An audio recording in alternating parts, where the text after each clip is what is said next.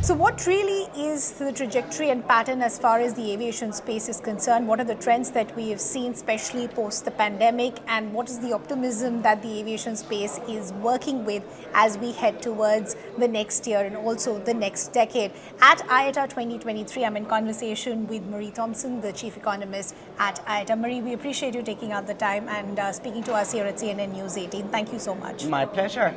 So let's begin with the basics. I want to understand in terms of numbers. The last couple of years have been stressful because of the pandemic, but looks like things are on the right track now. Could you give us some numbers in terms of what is the recovery looking like?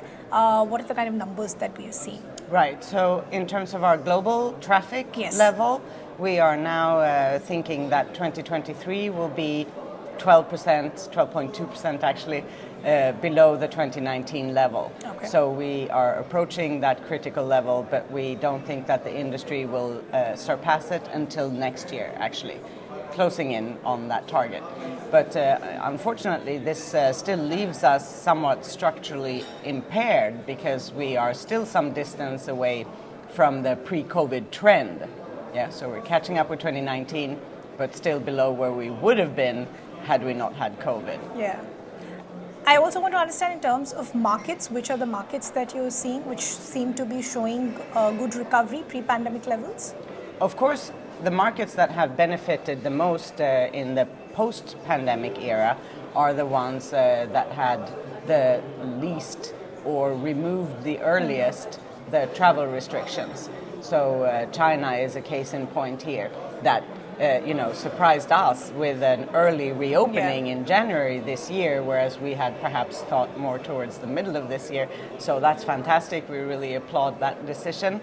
And that market is really rebounding now, but obviously from low levels given how strict the restrictions still were last year. I want to now understand, going back, it was not just the pandemic, you had the Russia-Ukraine war as well, which led to closure of the airspace, which meant a lot of flights either had to be cancelled or longer routes had to be taken. How much of the Russia-Ukraine war, the closage of the airspace, had an impact as far as the recovery is concerned? Yeah, so that's obviously still ongoing because unfortunately the war is still raging, and that could be a potential upside should we by some miracle manage to come to the end of that war. But as long as that is in place, then we still suffer from this closed airspace, and that has very important effects on the countries close to Russia. But in terms of the global aviation sector, it's not such a tremendous problem, if I can put it that way, with all due respect to the terrible impact on people's lives. Sure. I want to talk to you specifically as far as where oil is. That continues to be a huge factor as far as pricing is concerned and other factors. If you look at oil, it remains somewhere around 20% pre-COVID prices. What is the thinking as far as pricing is concerned and also where it stands currently? Yes, absolutely. Since our fuel bill in aviation is about 30%, up to 30% of total costs in aviation. So that's a very important part of our cost base. And although the fuel price has gone down somewhat, it doesn't go down as much for us because we buy jet fuel, and jet fuel is more expensive than crude oil. So that spread between jet and crude is still high, historically speaking, although it has come down from the eye-watering peak that we saw last summer. So there's some easing in these tensions, and of course, the high oil price means a more challenging environment for our airlines to eke out financial profits. It impacts their financial margins, and that's a structural problem of the industry. But luckily, I would say, we have a very unusual phenomenon happening in the world economy, because although global growth is decelerating, labor markets are super tight. And more people are working today than ever before in human history.